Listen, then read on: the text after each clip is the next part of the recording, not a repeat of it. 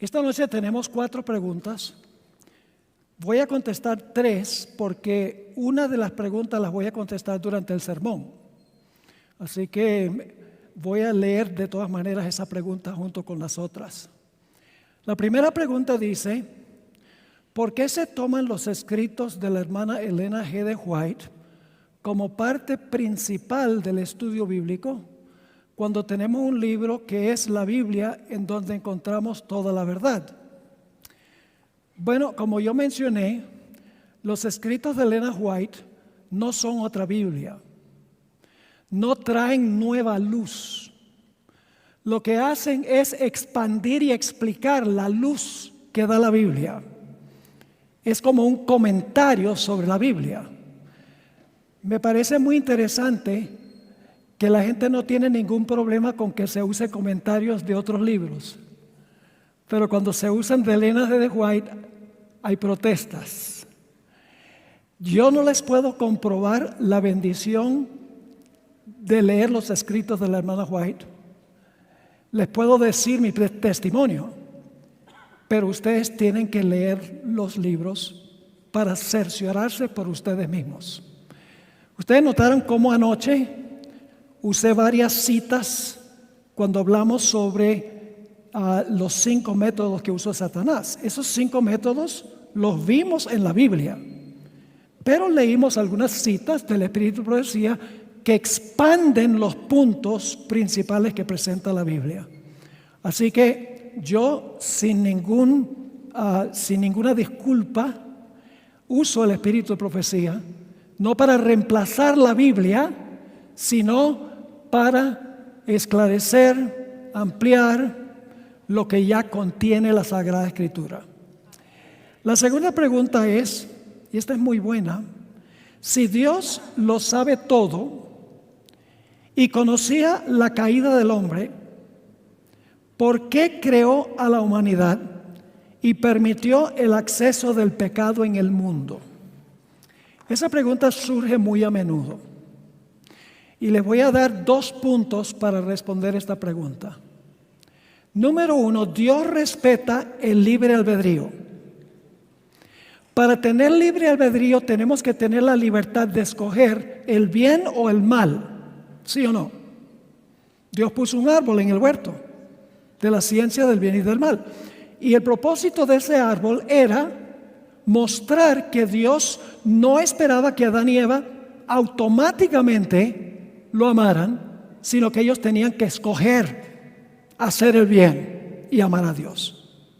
No iba a ser automático, como un autómata. Ahora, ¿qué tal si Dios hubiera dicho: yo sé que si yo creo a Lucifer, Lucifer va a usar su libre albedrío para escoger el mal, así que mejor no creo a Lucifer? ¿Estaría Dios respetando el libre albedrío?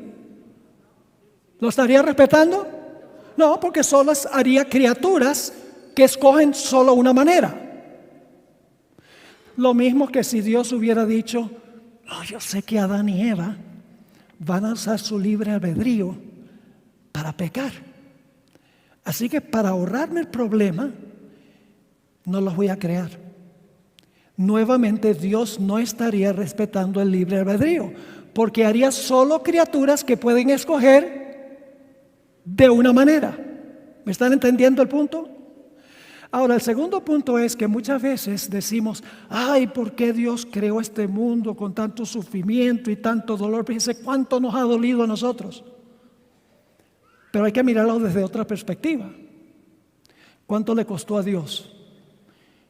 Dios podría haberse ahorrado todo el dolor que le causó a él, tener que enviar a su hijo para que lo crucificaran y lo maltrataran.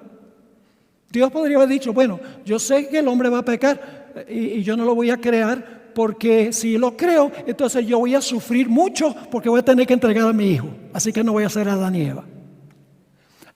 Muchas veces pensamos del dolor que nos causa a nosotros, pero no pensamos del dolor que le causa a Dios. Hay que mirarlo también desde esa perspectiva. La tercera pregunta es: ¿por qué Dios creó a Adán y Eva en el mismo lugar donde estaba Satanás y sus ángeles. Bueno, yo no mencioné que los ángeles estaban allí. La Biblia dice que Satanás estaba en el huerto, pero no hay ninguna indicación de que Satanás estuvo en el huerto antes que Adán y Eva. Así que no podemos decir, no sería correcto decir, como dice la pregunta, por qué Dios creó a Adán y Eva en el mismo lugar a donde estaba Satanás y sus ángeles. Sencillamente Satanás llegó a donde estaba el árbol y Dios permitió que se manifestara allí en el árbol, pero no dice que estaba Satanás allí nada más esperando que Dios creara a Adán y Eva. La última pregunta es, y esta es la que vamos a contestar esta noche: si sabemos que es imposible, y ya ese es un problema cuando decimos eso, si sabemos que es imposible guardar los 10 mandamientos en el antiguo pacto del Sinaí, ¿por qué recién se habla de la gracia en el Nuevo Testamento? Hoy vamos a hablar para contestar esa pregunta específicamente. Pero antes queremos orar, así que les invito a inclinar sus rostros para orar. Padre Celestial, gracias te damos porque podemos reunirnos una vez más en plena libertad para abrir tu santo libro. Pedimos que el Santo Espíritu que inspiró ese libro esté presente entre nosotros para abrir nuestro entendimiento y nuestros corazones para entender y recibir.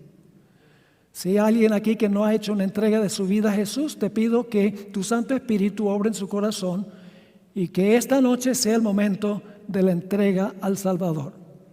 Te lo imploramos en su nombre precioso. Amén. Esta noche vamos a estudiar el peregrinaje de Israel desde Egipto hasta Canaán. Y vamos a encontrar que el peregrinaje de Israel de Egipto a Canaán simboliza algo mucho mayor en el futuro.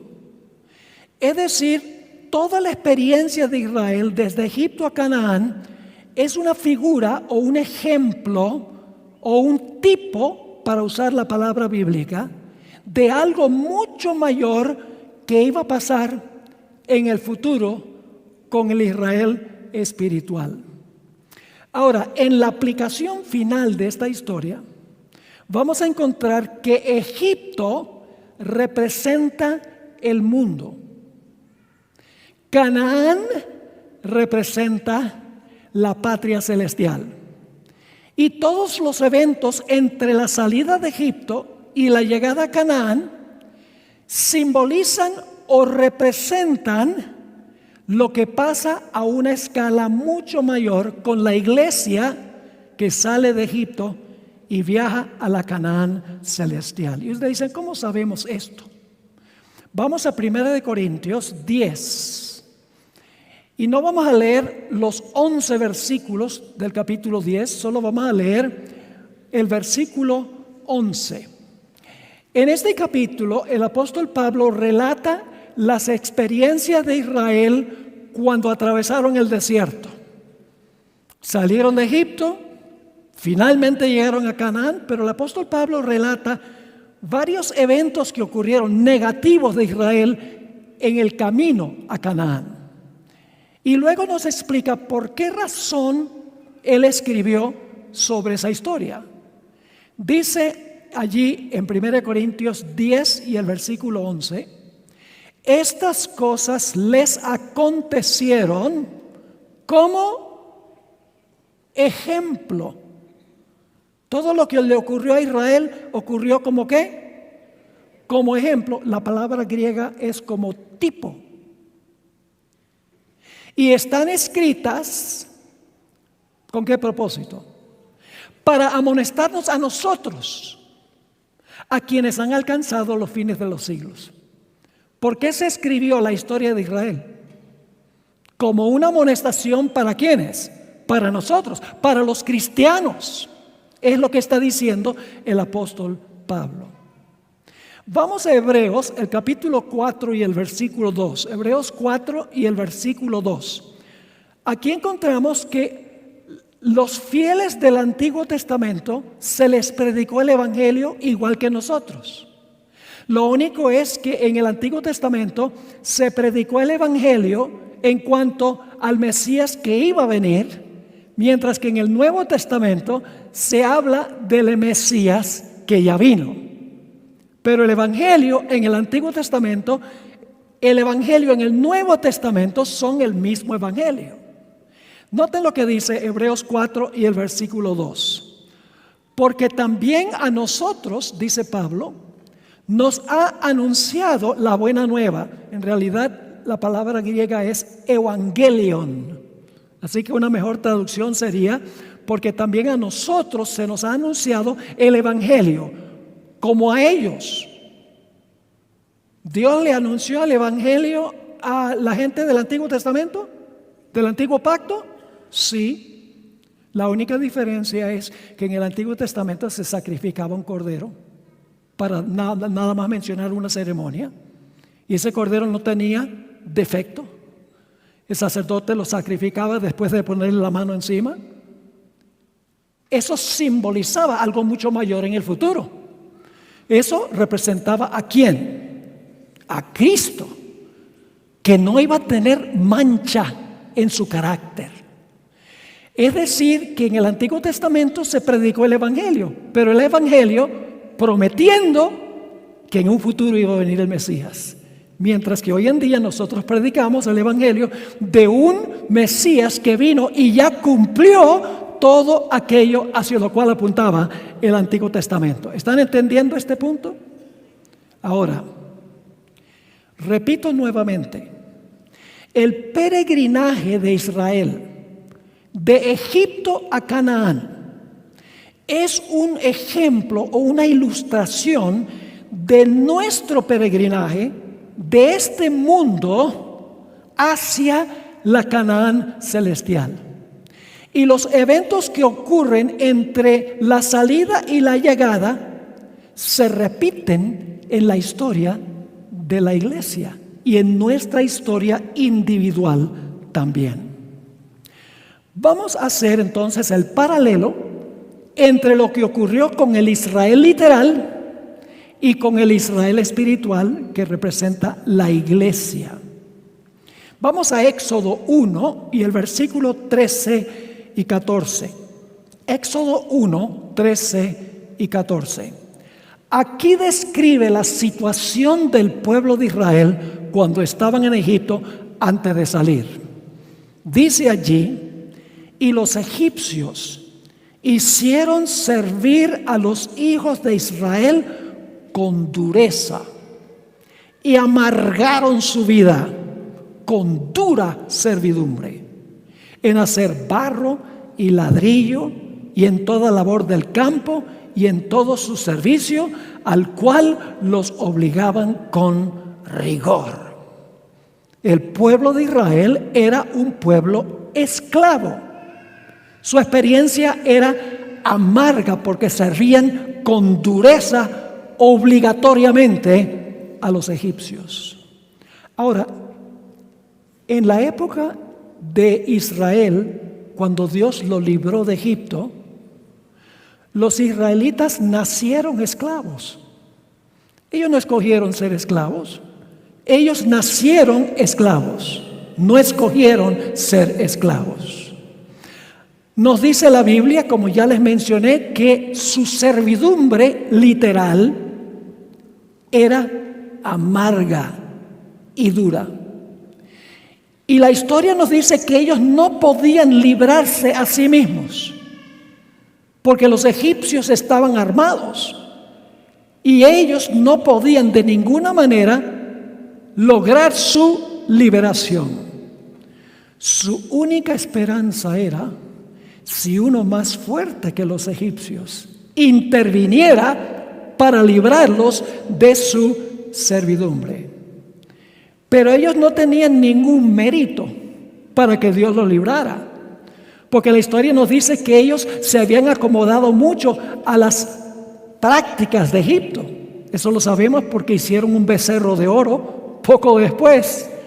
Es decir, hasta cierto punto se habían contaminado con las prácticas de Egipto, con la cultura de Egipto, y por esa razón ellos no podían esperar que Dios los librara a base de sus propias obras, a base de sus propios méritos, porque no lo merecían. Y por lo tanto, parecía la situación sin esperanza. Ahora hagamos el paralelo con nosotros. Ahora escuchen bien, lo que era literal, ahora es espiritual. Es un principio que tenemos que entender. La servidumbre de Israel era una servidumbre literal. Es decir, eran esclavos literales. Pero en el cumplimiento, la servidumbre es espiritual. Y el capataz es el pecado. Nosotros también nacemos esclavos. ¿Esclavos a qué? Esclavos al pecado. Si no nacemos de nuevo, no podemos hacer el bien. Todos nacemos esclavos del pecado. Y no podemos librarnos a nosotros mismos de la esclavitud al pecado. No tenemos ningún mérito que ofrecerle a Dios. No podemos decirle, líbrame porque yo soy bueno, porque yo soy obediente. No tenemos ningún mérito para que Dios nos libre. Y nuestra vida fuera de Cristo es una vida amarga e infeliz, como era la de Israel como siervos en Egipto. Nuestra única esperanza era que alguien más poderoso que el pecado pudiese venir para librarnos de ese enemigo. Y ustedes dicen, ¿nosotros entonces fuera de Jesús somos esclavos? Sí. Noten Juan 8 y el versículo 34 al 36. Juan 8, 34 al 36. Aquí está hablando Jesús a un grupo de judíos. Dice así: Jesús les respondió: de cierto os digo, que todo aquel que hace pecado es esclavo del pecado. Hoy en día hay esclavitud. Sí, ya no es esclavitud donde uno tiene que hacer ladrillos para construir las pirámides. Es una esclavitud espiritual. Sigue diciendo en el versículo 35: y el esclavo no queda en la casa para siempre. El Hijo sí queda para siempre. Y luego dice Jesús: así que si el Hijo os libertare, seréis verdaderamente libres. Yo pregunto, ¿el Señor Jesucristo es más poderoso que el pecado? Sí. ¿Él nos salva porque nosotros somos buenos? ¿Porque tenemos méritos? No. Nos salva por pura gracia. Ahora, la Biblia nos dice que por causa de la esclavitud, el pueblo de Israel clamó a Dios para que Dios los liberara. Vamos a Éxodo 2, 23 y 24 para leer cómo Israel, esclavos, clamaron a Dios para que Dios los librara de su esclavitud, de su servidumbre. Dice en Éxodo 2, 23 y 24: aconteció que después de muchos días murió el rey de Egipto, y los hijos de Israel, ¿qué hacían? Gemían a causa de la servidumbre. ¿Y qué hicieron? Y clamaron. Y subió a Dios el clamor de ellos con motivo de su servidumbre. Y oyó Dios el gemido de ellos y se acordó de su pacto con Abraham, Isaac y Jacob. Ahora yo pregunto, ¿será que nosotros, los que no hemos recibido a Jesús, siendo esclavos del pecado, también anhelamos y deseamos a un libertador de la servidumbre del pecado? y clamamos a Dios para que Dios nos libre de nuestra servidumbre a ese capataz, señor pecado. El apóstol San Pablo, en Romanos el capítulo 7, expresó cómo nosotros también clamamos a Dios para que Dios nos libre, ya no de la servidumbre literal, sino de la servidumbre al pecado. En Romanos 7:24, el apóstol Pablo escribió: miserable de mí, ¿quién me librará? ¿De qué? De este cuerpo de muerte. Y luego dice que hay quien lo puede hacer. Gracias doy a Dios por Jesucristo, Señor nuestro. Así que Pablo levantó el clamor a Dios que Israel había levantado a Dios, y que los pecadores que están buscando escapar de esa servidumbre al pecado levantan a Dios. Ahora, ¿quién era el capataz del pueblo de Israel? Era Faraón. ¿Saben cómo llama la Biblia a Faraón? Noten Ezequiel 29 y el versículo 3. Ezequiel 29 y el versículo 3. Nos dice un nombre interesante del capataz que tenía esclavo a Israel. Dice: habla y di, así ha dicho Jehová el Señor: he aquí yo contra ti, Faraón, rey de Egipto. Y luego, ¿qué dice? ¿Cómo lo llaman? El gran dragón. ¿Quién tenía esclavos a los hijos de Israel? El gran dragón. A Faraón se le llama el gran dragón. El gran dragón que yace en medio de sus ríos, el cual dijo: mío es el Nilo, pues yo lo hice. Ahora yo pregunto, ¿quién es el que mantiene esclavo al pueblo de Dios hoy y les quita la libertad? Vamos a Hebreos 2 y el versículo 14 y 15. Hebreos 2 y el versículo 14 y el versículo 15. Vamos a ver quién es el capataz hoy, espiritualmente hablando, y quién es el que nos puede librar.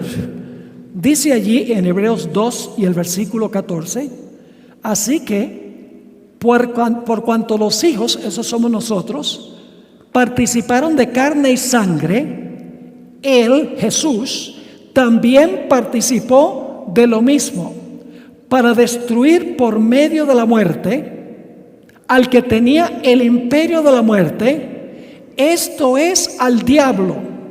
Y ahora escuchen este versículo: y librar, ¿y qué? Y librar a todos los que por el temor de la muerte estaban durante toda la vida sujetos a servidumbre. ¿Quién es el capataz? Dice: esto es, al diablo. Así que el capataz, ¿quién es? Es el diablo. Ahora yo pregunto, ¿qué nombre se le da? ¿Cuál es uno de los nombres que se le da al diablo?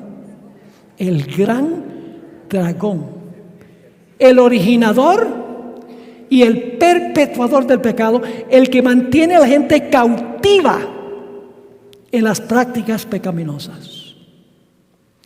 Ahora, encontramos en la historia, al continuar nuestro estudio, que Faraón, el gran dragón, no quería soltar a sus siervos. Fíjense Éxodo 5 y el versículo 2. Cada vez que iba Moisés con Aarón y le decían a Faraón: así dice el Señor, deja ir a mi pueblo.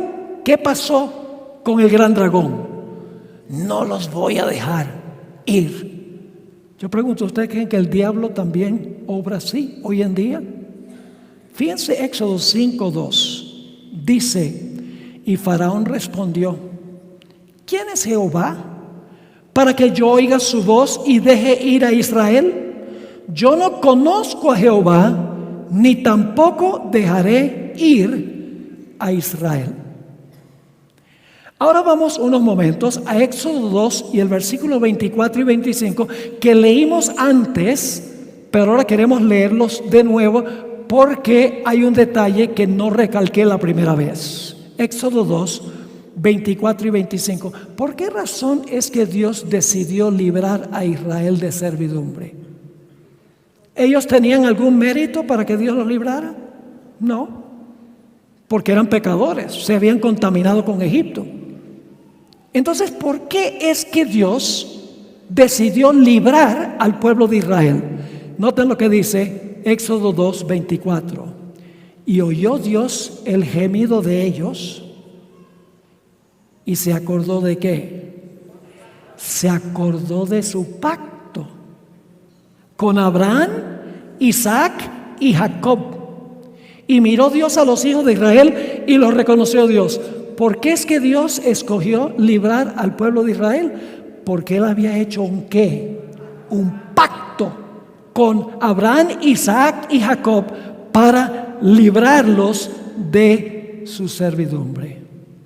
Así que Dios le hizo caso a los clamores y gemidos de Israel y escogió librarlos de la esclavitud para cumplir su pacto con Abraham, Isaac y Jacob. Y vuelvo a repetir, no los libró porque tenían algo bueno en ellos. La liberación fue por pura gracia.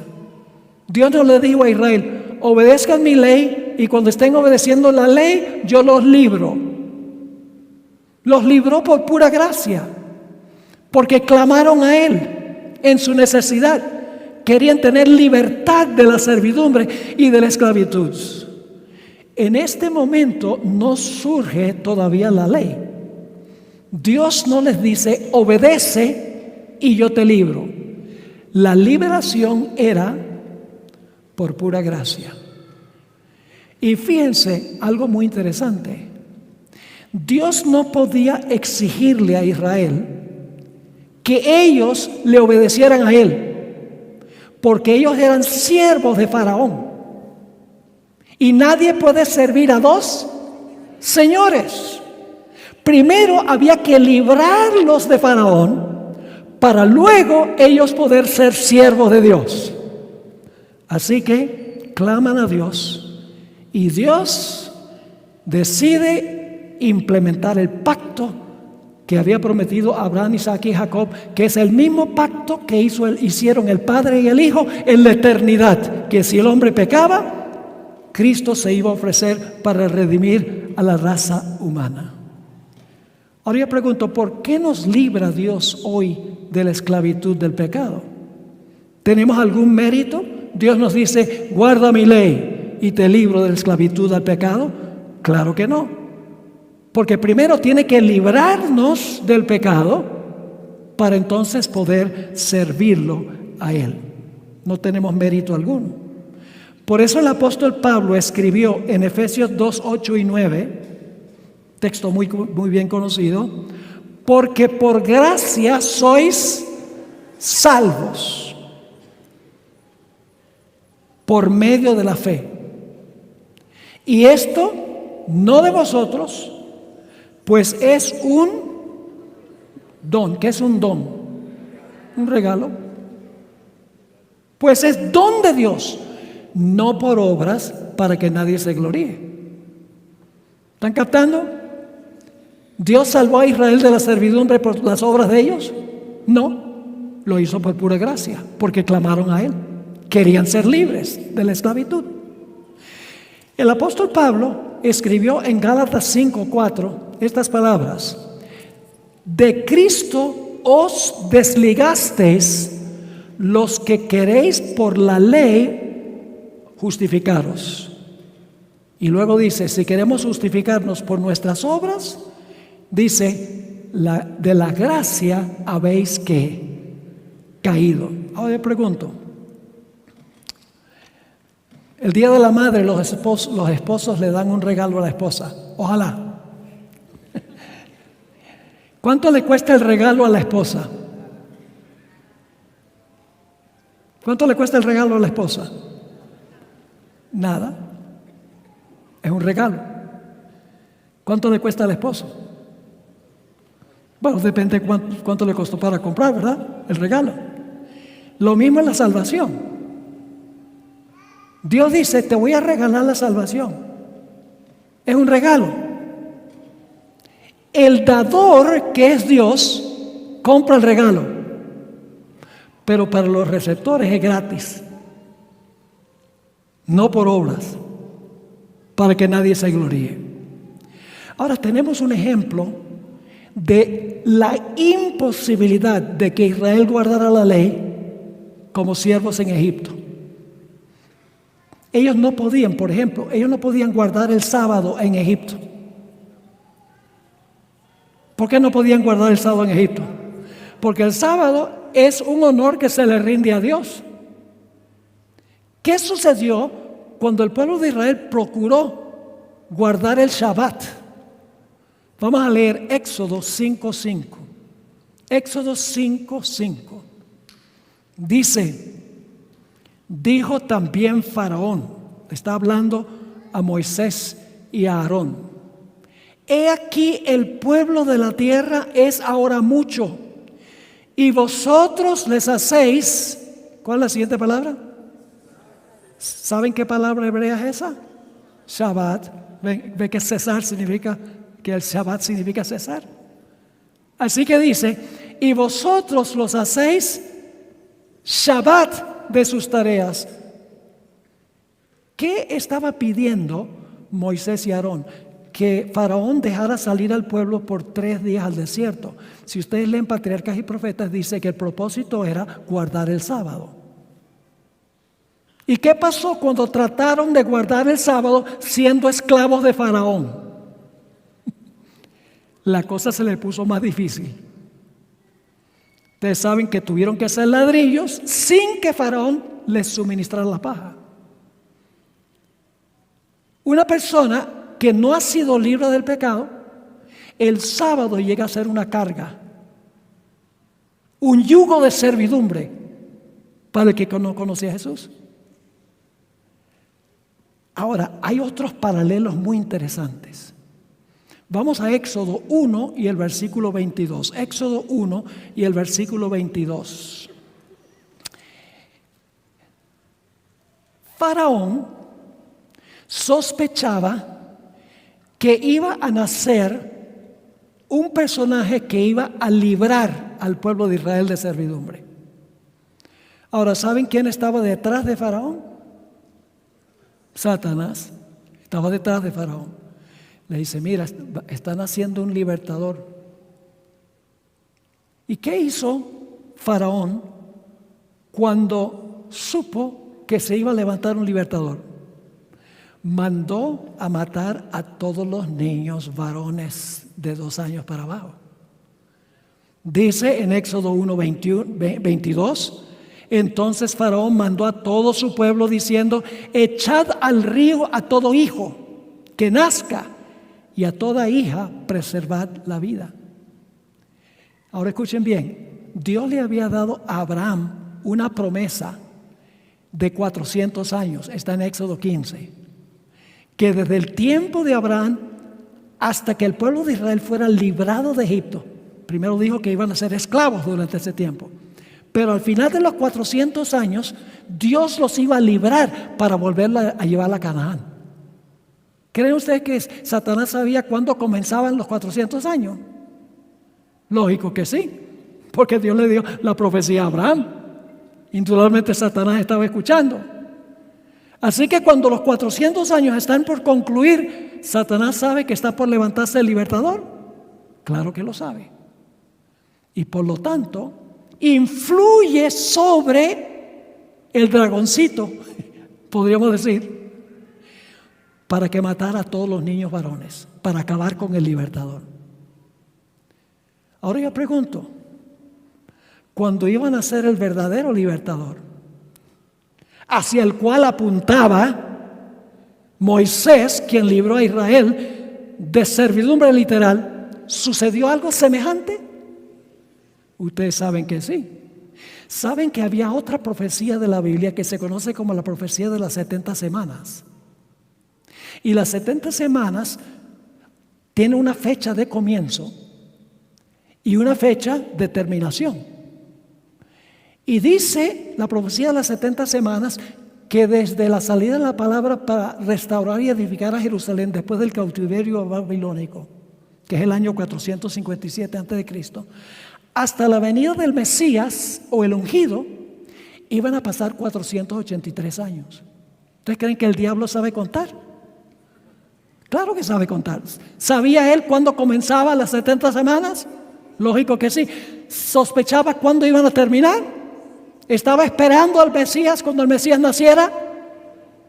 Fíjese Mateo 2:16. Mateo 2:16.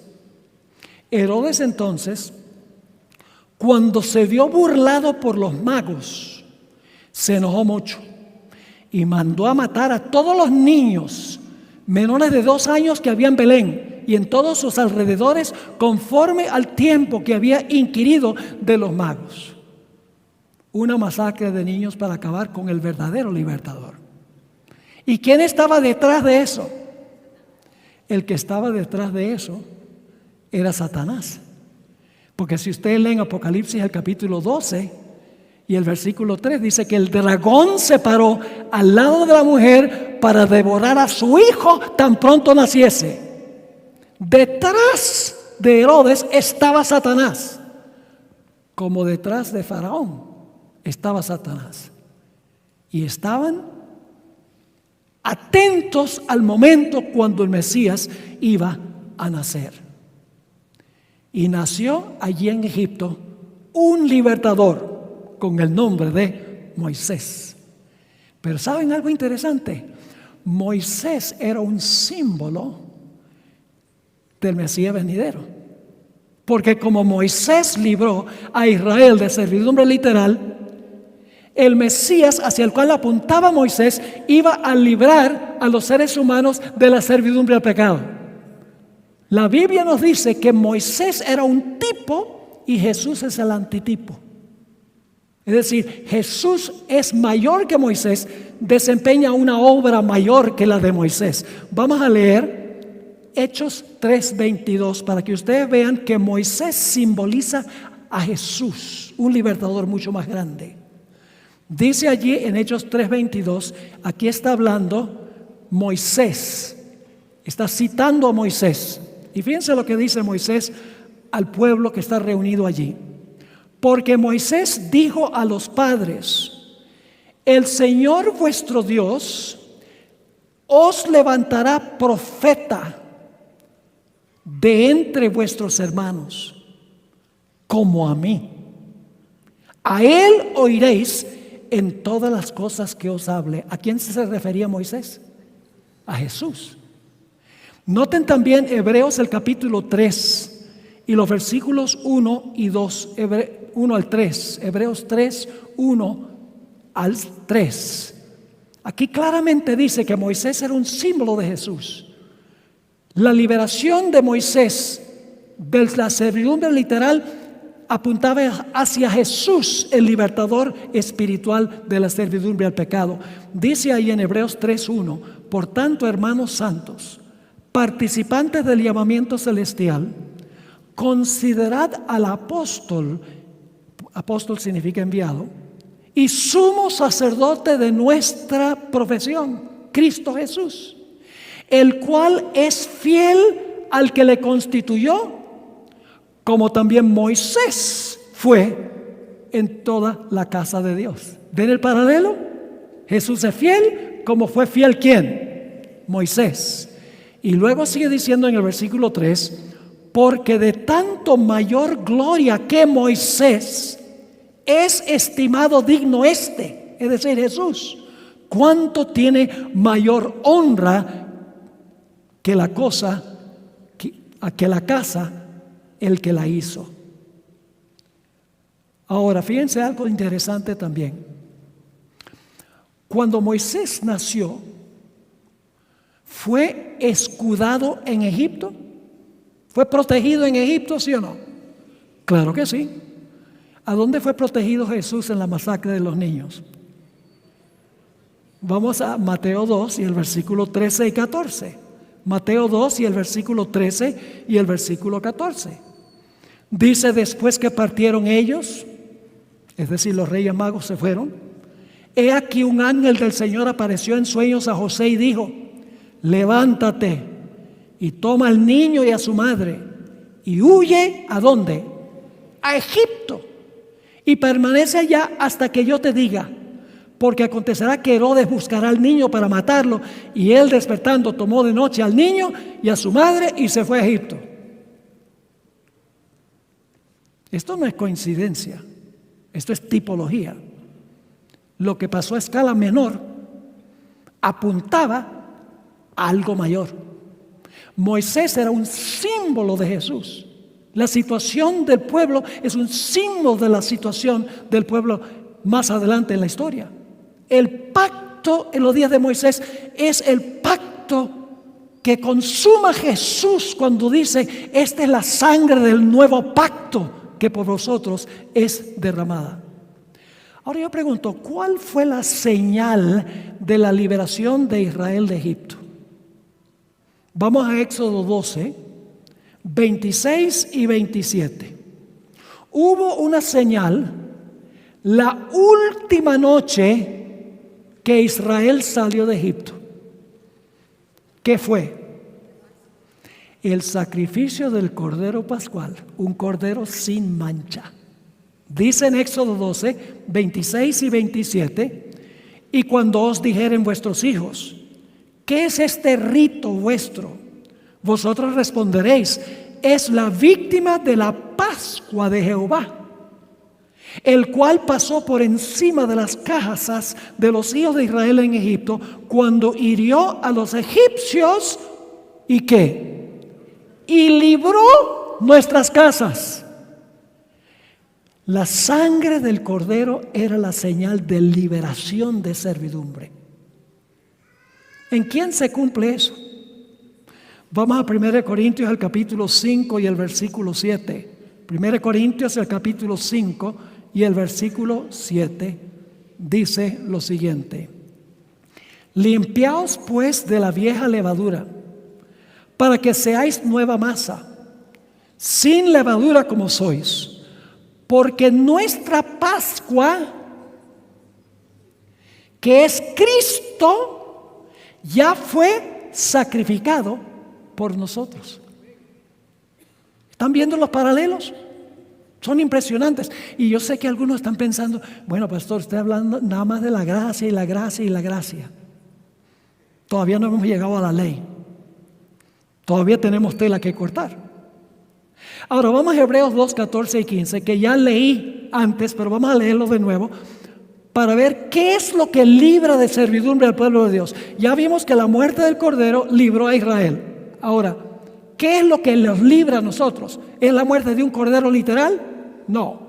Dice en Hebreos 2, 14 y 15, así que por cuanto los hijos, somos nosotros, participaron de carne y sangre, Él, Jesús, también participó de lo mismo. ¿Y cómo es que va a librar al pueblo de Dios? Para destruir por medio de la ¿qué? ¿Cómo destruye Jesús la obra del diablo? ¿Por medio de la qué? Por medio de la muerte al que tenía el imperio de la muerte, esto es al diablo, y librar a todos los que por el temor de la muerte estaban durante toda la vida sujetos a servidumbre. Pero ahora vemos algo muy interesante. Esa noche, cuando ofrecieron la Pascua, finalmente Faraón dijo, váyanse, no los quiero más por acá, ustedes no traen sino calamidades. Y por lo tanto reunieron todos sus enseres y salieron de Egipto. Y cuando estaban en camino, el capataz dijo, no los puedo dejar ir. Y se lanza contra ellos. Noten Éxodo, el capítulo 14, dice lo siguiente: y fue dado aviso al rey de Egipto que el pueblo huía, y el corazón de Faraón y de sus siervos se volvió contra el pueblo, y dijeron, ¿cómo hemos hecho esto de haber dejado ir a Israel para que no nos sirva? ¿Qué sucede cuando una persona acepta a Cristo como su Salvador personal? Satanás dice, bueno, ya lo perdí, y se cruza los brazos. Ahí es que vienen las pruebas grandes. Faraón, al salir para recuperar el servicio de los que habían salido, representa el hecho de que cuando una persona recibe a Cristo, el Cordero de Dios, que quita el pecado del mundo, Satanás no se rinde, sino que va a atacar más para recuperar el servicio de la persona que se le escapó de las manos. Y ahora viene algo muy interesante. Vamos a 1 Corintios 10, 1 y 2. Después que Israel aceptó a Cristo, que se denota por el sacrificio del Cordero, algo muy interesante pasó. Fueron bautizados. ¿Cómo? Recibieron a Cristo y fueron ¿qué? Bautizados. No lo digo yo, lo dice la Biblia. 1 Corintios 10, 1 y 2. Dice el apóstol Pablo: porque no quiero, hermanos, que ignoréis que nuestros padres todos estuvieron bajo la nube y todos pasaron el mar.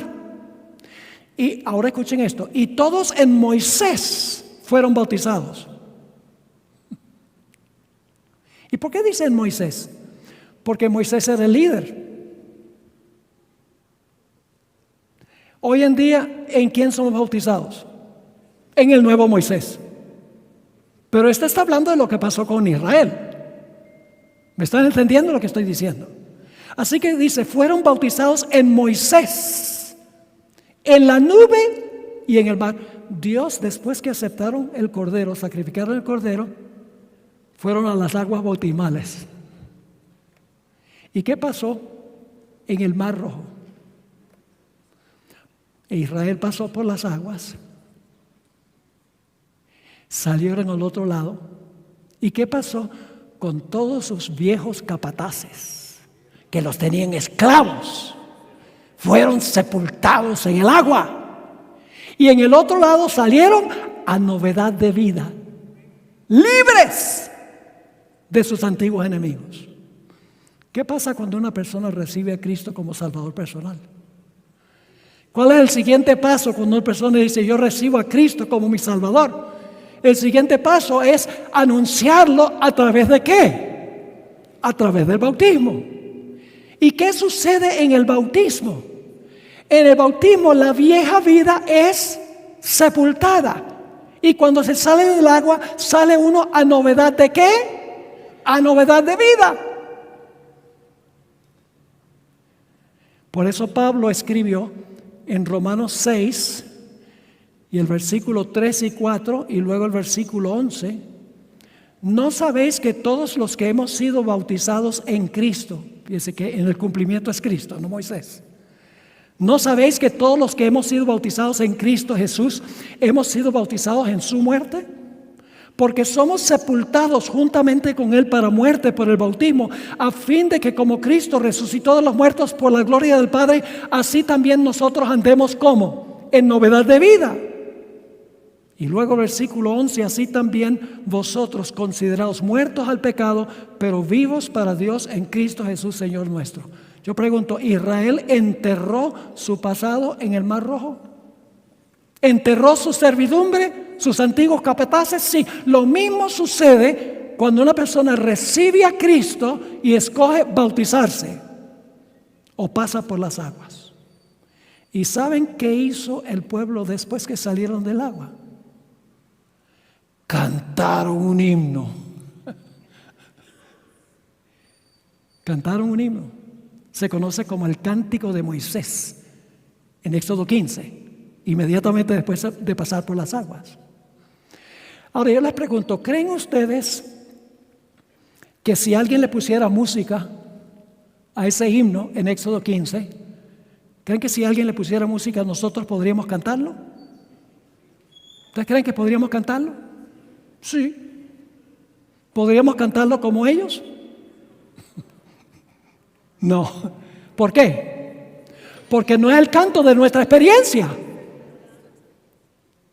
Ustedes han leído en Apocalipsis, habla de los 144,000. Hago un pequeño paréntesis.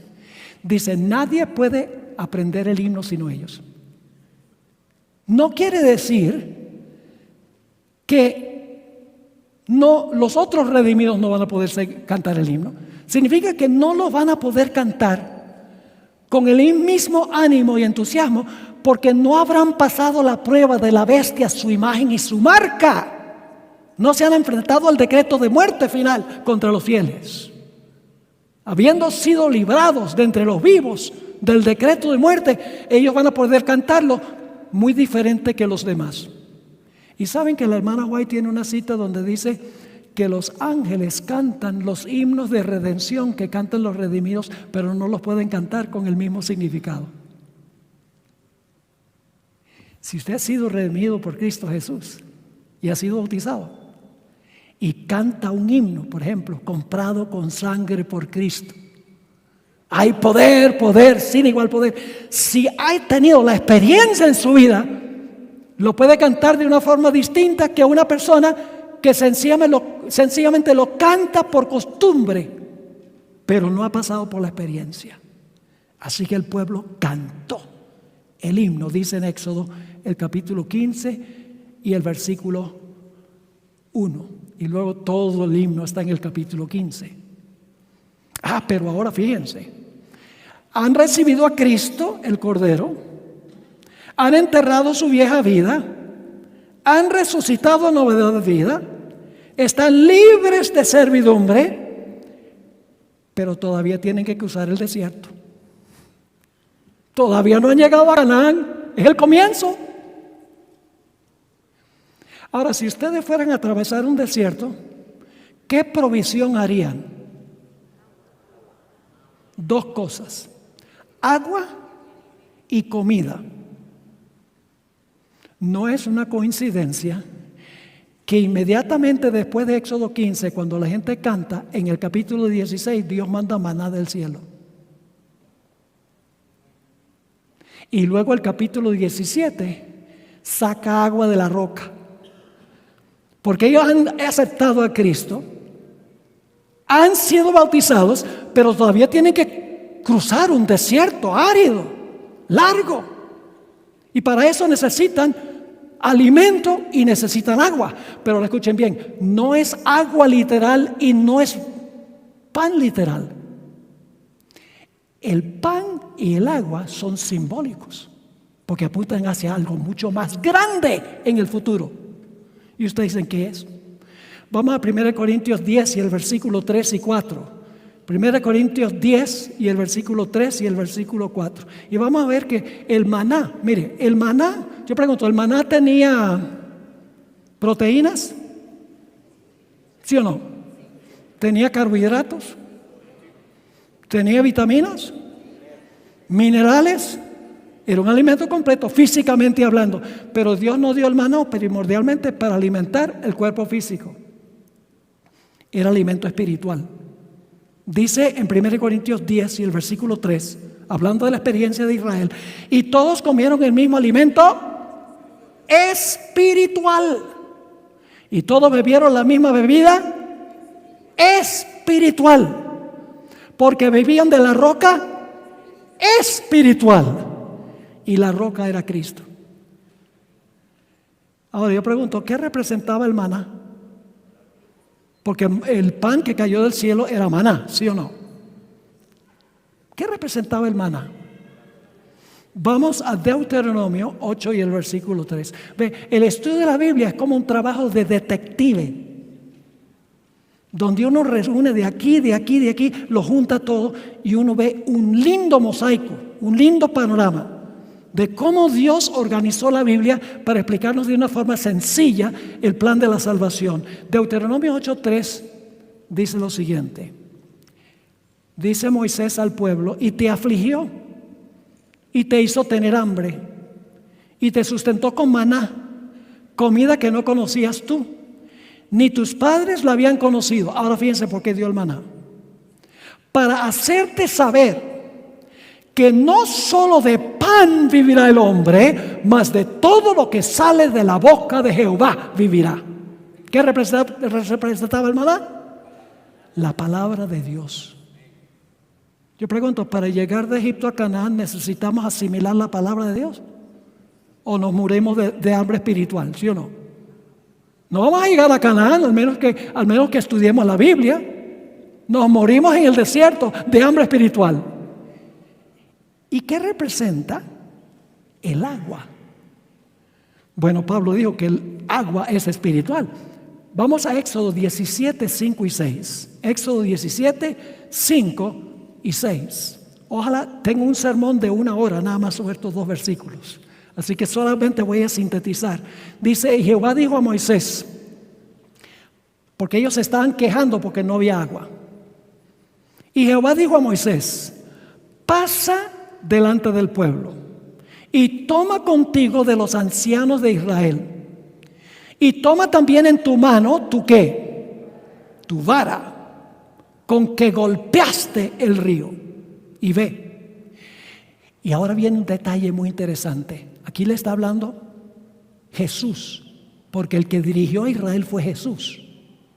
Dice, he aquí, yo estaré delante de ti, allí, sobre la peña en Horeb.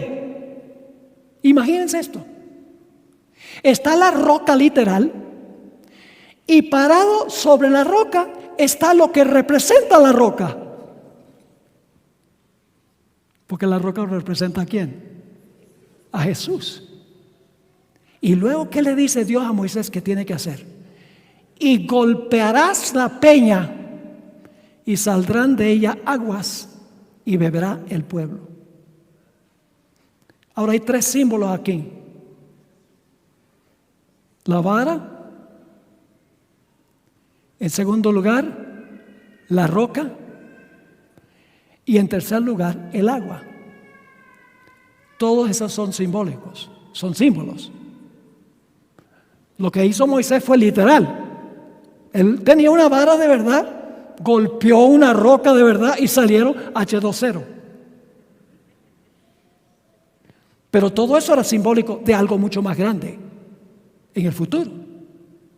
¿Qué representaba la roca? Vamos a Deuteronomio 32, 4. Deuteronomio 32 y el versículo 4.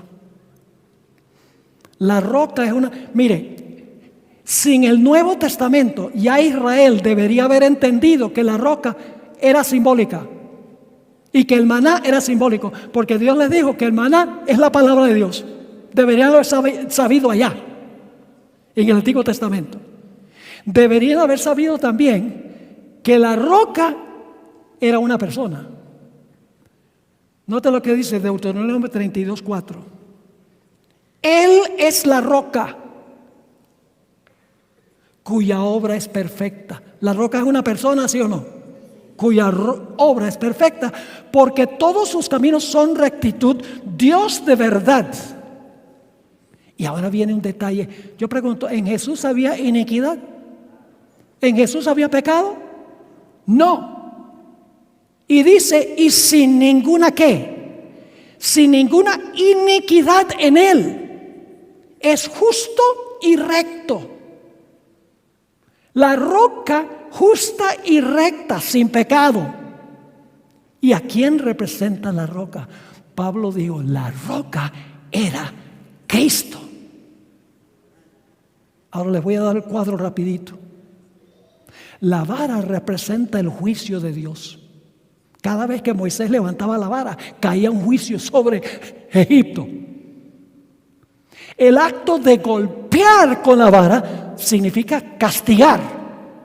Porque cada vez que Moisés tomaba la vara, que representa juicio, y golpeaba algo, por ejemplo, el polvo, salían piojos. Las aguas se convertían en sangre. La vara representa juicio. El pegar con la vara representa castigo, y la roca representa ¿a quién? A Jesús. Yo pregunto, ¿la vara del juicio de Dios azotó a Jesús? Dice en Isaías 53, nosotros le tuvimos por herido, por azotado de Dios. Y en la misma palabra azotado que aparece aquí en Éxodo, el capítulo 17. Ahora le pregunto, cuando Moisés golpeó la roca que representa a Cristo, cuando el juicio cayó sobre Cristo, ¿qué hizo la roca? Dio agua. ¿Qué vino como resultado de la muerte de Cristo? El derramamiento del Espíritu Santo en el día del Pentecostés. Y ustedes pueden leer eso en Juan, el capítulo 4 y el versículo 13 y 14, y Juan 7, 37 al 39, donde claramente dice que el agua representa el Espíritu Santo. Entonces el cuadro es que la vara del juicio de Dios cayó sobre Jesús, en quien no había pecado, sobre la roca, no había iniquidad en él, y cuando la vara del juicio de Dios cayó sobre él, pudo enviar al Espíritu Santo en el día del Pentecostés. Todo esto hay que entenderlo a la luz de la tipología, hermanos y hermanas. Ahora,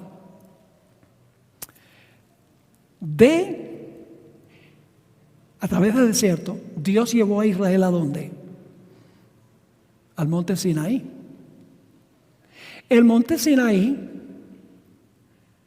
supuestamente quedaba al sur, pero Dios los lleva al oriente, al este. Los lleva al monte Sinaí.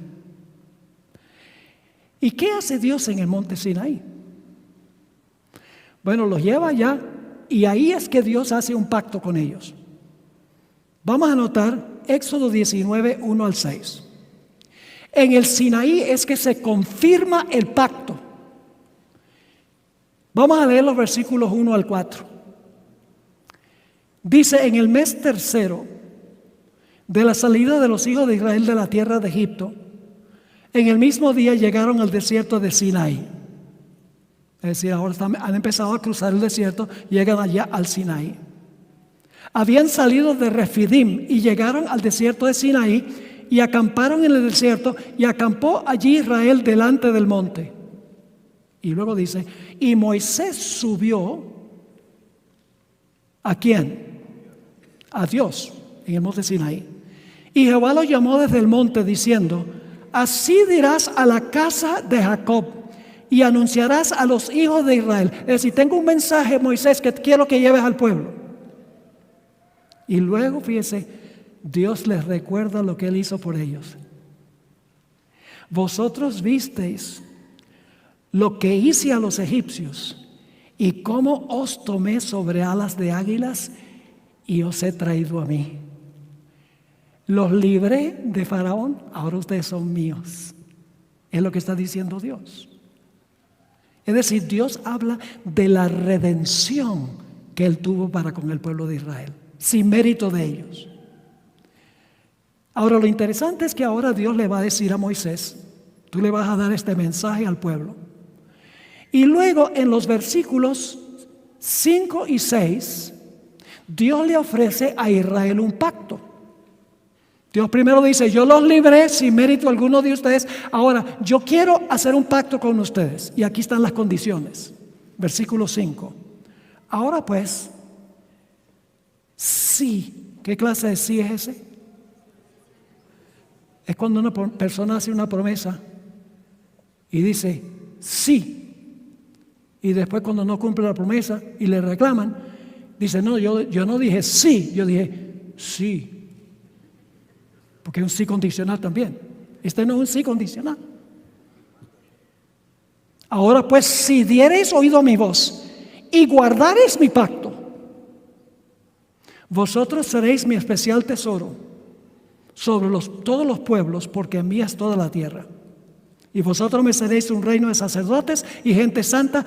Estas son las palabras que dirás a los hijos de Israel. Dios dice: yo los libré a ustedes sin mérito de ustedes, gratis. Ahora yo quiero hacer un pacto con ustedes. Si ustedes oyen mi voz y guardan mi pacto, entonces ustedes van a ser mi pueblo especial.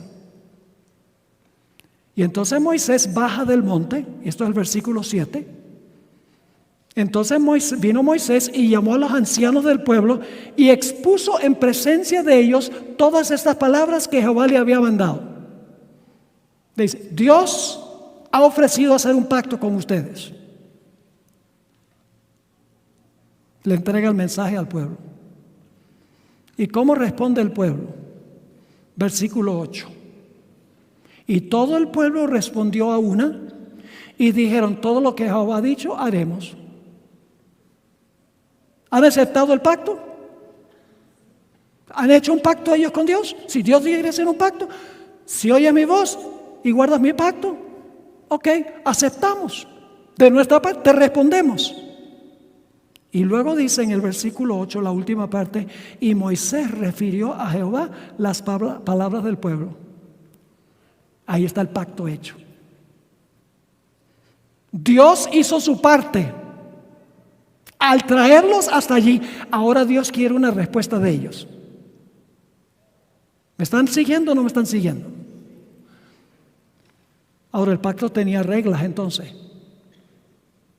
Ellos debían obedecer a Dios no por obligación sino por amor. ¿Tenían ellos razón para amar a Dios? ¿Tenían razón para amar a Dios? Habían visto las plagas. Dios les había dado agua de una roca, pan del cielo. Los había librado de una forma espectacular. Había ahogado a los egipcios en el Mar Rojo. ¿Qué más razón para amar a Dios y oír su voz y guardar su pacto? Pero ahora Dios le dice a ellos, ahora yo les voy a decir qué espero yo de ustedes. Éxodo 20, versículos 2 y 3. Y habló Dios todas estas palabras diciendo: yo soy Jehová tu Dios, que te saqué de la tierra de Egipto, de casa de servidumbre. Fíjense cómo comienza. Comienza con la redención. Yo te redimí, te saqué de servidumbre. Los 10 mandamientos no comienzan donde dice no tendrás dioses ajenos delante de mí. Hay un prólogo. Dios primero habla de lo que Él hizo para redimirlos sin que ellos hicieran nada. Y luego tenemos los 10 mandamientos, que es lo que Dios espera de ellos. Vienen los 10 mandamientos, comenzando con no tendrás dioses ajenos delante de mí, sucesivamente hasta terminar con el 10º mandamiento. Ahora, Israel no fue fiel en su parte del pacto. ¿Dios fue fiel en su parte del pacto? ¿Fue fiel? Sí, fue fiel. ¿La respuesta de Israel fue fiel? Ustedes recuerdan que Jesús dijo: si me amáis, guardad mis mandamientos. Por eso Dios ahora le da los 10 mandamientos. Dice: todo lo que yo les hice, ¿tienen razón para amarme? Si me aman, guarden los mandamientos.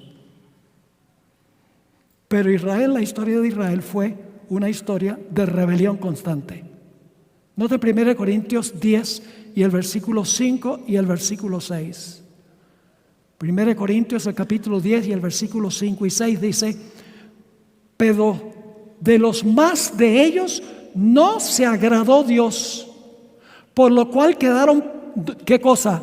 Quedaron postrados en el desierto. Ahora escuchen lo que voy a decir. Los corazones de los israelitas no habían cambiado. Habían salido de Egipto, pero Egipto no había salido de ellos. Por así decirlo, fueron sepultados en el Mar Rojo vivos y salieron vivos. Los redimidos no le rindieron a Dios su amor obediente. Murmuraron y se quejaron. Querían la comida de Egipto, el estilo de vida de Egipto, la música de Egipto, el baile de Egipto, los dioses de Egipto, en todo el transcurso del desierto. Y ninguno de los que habían sido redimidos por gracia entraron a la tierra prometida, sino Josué y Caleb, que fueron fieles. No entraron a Canaán. Elena White escribió algo muy interesante. Escribió lo siguiente: el nuevo nacimiento es una experiencia rara en esta época del mundo. Esta es la razón por la cual hay tantas perplejidades en las iglesias. ¿Por qué hay tantas perplejidades en las iglesias? porque muy pocos han experimentado el nuevo nacimiento. Sigue diciendo, muchos, tantos que asumen el nombre de Cristo no están santificados y carecen de santidad. Han sido bautizados, pero fueron sepultados vivos. El yo no murió y por lo tanto no resucitaron a la novedad de vida con Cristo. Aquellos que habían sido justificados por gracia rehusaron ser santificados. Querían vivir como vivían en el pasado. Querían libertad y no obediencia. Querían ser el pueblo de Dios, pero vivir como mundanos. Siempre recordando su vida antigua. Israel siempre decía, ¡ay, cómo era en Egipto! Pero habían sido esclavos. ¿Cómo querían volver a Egipto? Eran esclavos. El apóstol Pablo amplió la actitud del pueblo en Hebreos 3, 16 al 19. Dice, ¿quiénes fueron los que, habiendo oído, le provocaron? ¿Quién provocó a Dios? ¿No fueron todos los que salieron de Egipto por mano de Moisés? ¿Y con quiénes estuvo él disgustado 40 años? ¿No fue con los que pecaron, cuyos cuerpos cayeron en el desierto? ¿Y a quienes juró que no entrarían en su reposo, sino aquellos que desobedecieron? Y vemos que no pudieron entrar a causa de la incredulidad. Un buen comienzo no garantiza un buen fin. El recibir a Cristo y ser bautizado sin un cambio de corazón, sin sepultar el yo para resucitar a una vida nueva, últimamente nos lleva de regreso de donde salimos. Quiero leer una cita del Espíritu Profecía, Mensajes Selectos, tomo 1, página 78. No era la voluntad de Dios que se demorara así la venida de Cristo. Dios no tuvo el propósito de que su pueblo, Israel, vagara 40 años por el desierto.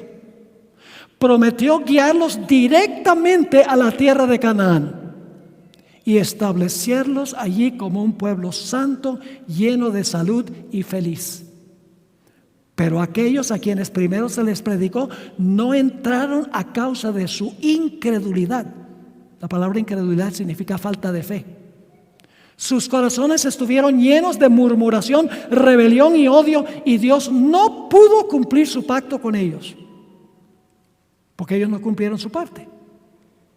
Sigue diciendo, durante 40 años la incredulidad, la murmuración y la rebelión impidieron la entrada del antiguo Israel en la tierra de Canaán. Y ahora fíjese lo que dice: los mismos pecados han demorado la entrada del moderno Israel en la Canaán celestial. Así que si estudiamos la historia de Israel, vamos a saber por qué no estamos en el cielo ahora. Porque se habla de justificación, pero carece la iglesia de santidad. Sigue la cita. La incredulidad, la mundanalidad, la falta de consagración y las contiendas entre el profeso pueblo de Dios nos han mantenido en este mundo de pecado y tristeza tantos años. Y ella escribió también esta otra cita que es Mensaje para los Jóvenes, página 32. Hoy en día se habla mucho en la iglesia de la justificación. Que cuando yo recibo a Cristo Jesús, me perdonan los pecados. Gloria a Dios, eso es bíblico. Pero muchas veces se usa para justificar el pecado. No, si yo peco, pues de todas maneras Jesús es misericordioso. Pero se habla muy poco de santidad, de una diferencia en la forma que vestimos, en lo que comemos, en los lugares que frecuentamos, en el nombre de la justificación. No me entiendan mal, la justificación es algo hermoso, pero Dios no justifica a nadie que no pueda santificar. La sierva de Dios escribió: la justicia exterior da testimonio de la justicia interior.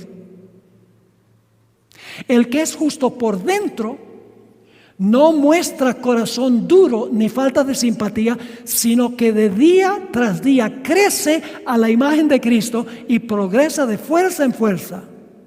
Aquel a quien la verdad santifica tendrá dominio de sí mismo y seguirá en las pisadas de Cristo hasta que la gracia dé lugar a la gloria. Y luego viene esta famosa cita: la justicia por la cual somos justificados es imputada. Esa es una palabra teológica, sencillamente significa acreditada. Cuando yo confieso mis pecados, me arrepiento y le digo a Jesús: yo tengo fe de que tú me puedes perdonar, el Señor Jesucristo toma su vida perfecta y me la pone a mi cuenta. Eso es justificación. Y Dios me mira como si nunca hubiera pecado. Eso es una gloriosa verdad de la Biblia. Pero no termina allí, porque ella dice: la justicia por la cual somos justificados es imputada o nos es acreditada. Pero luego dice: la justicia por la cual somos santificados es impartida. La primera, es decir, la justificación, es nuestro derecho al cielo. La segunda, nuestra idoneidad para el cielo. Yo pregunto, ¿qué es más importante? ¿Tener una licencia de manejar y no saber manejar? ¿O saber manejar y no tener una licencia?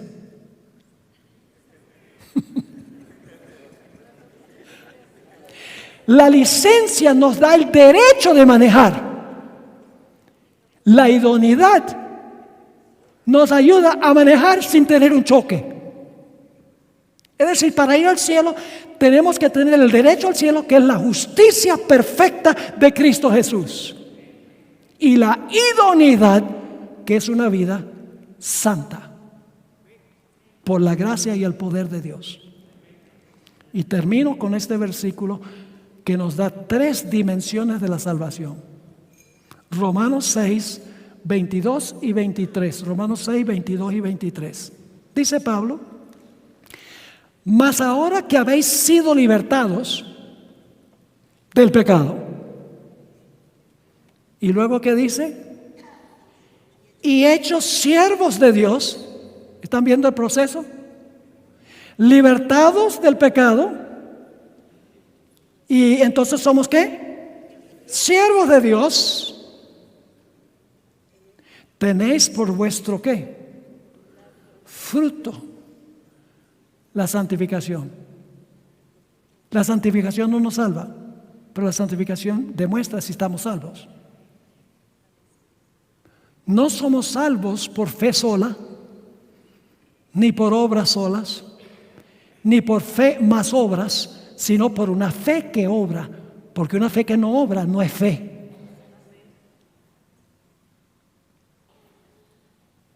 Así que el apóstol Pablo dice, noten todas las dimensiones: mas ahora habéis sido libertados del pecado, hechos siervos de Dios, tenéis por vuestro fruto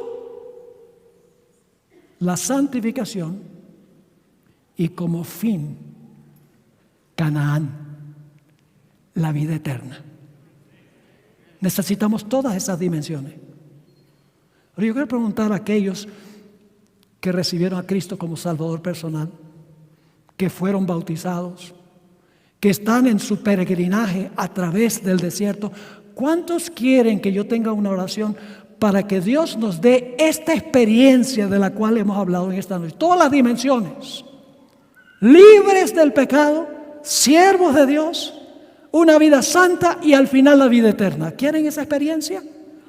Si han sido bautizados, han dado sus vidas a Jesús, gloria a Dios.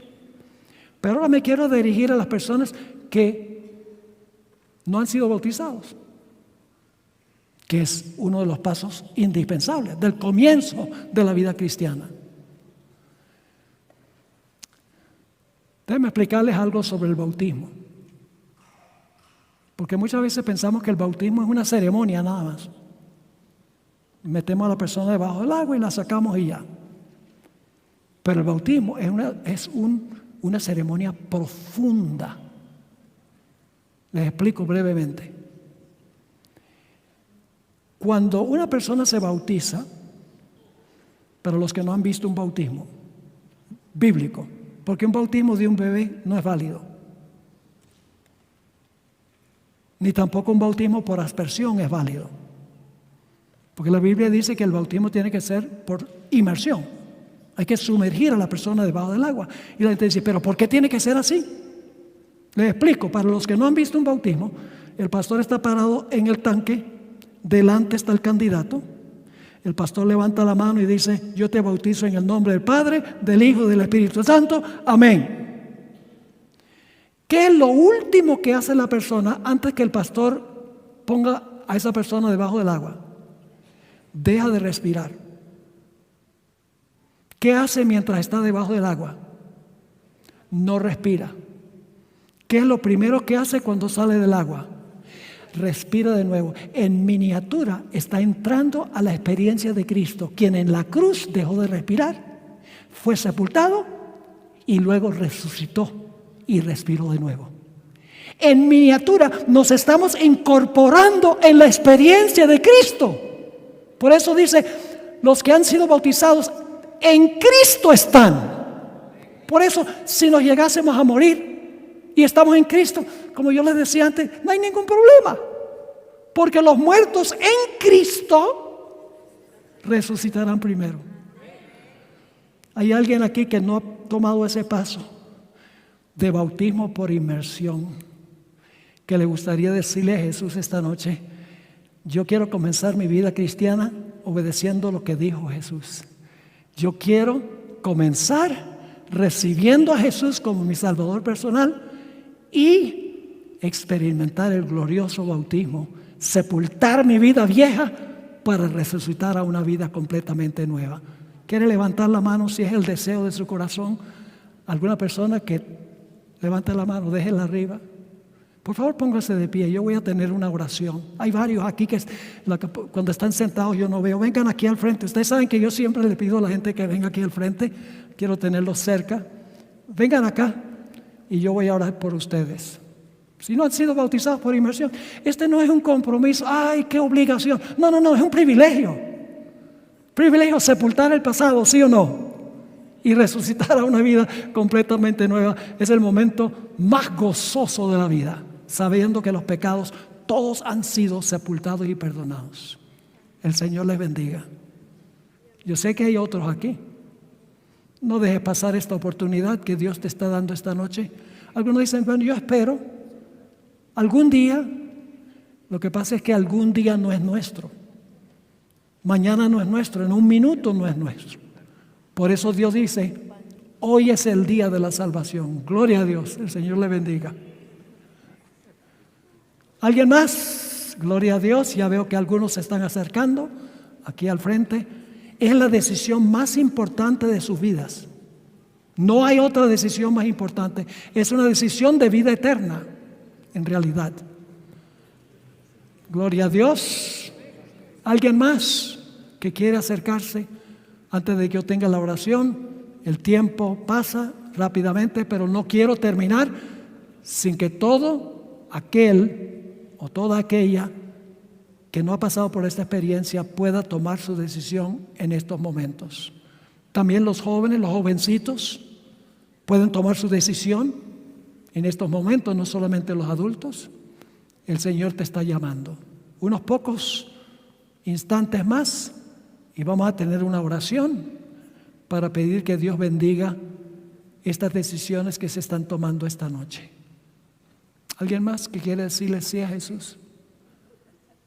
¿Por qué es tan difícil para nosotros tomar la decisión?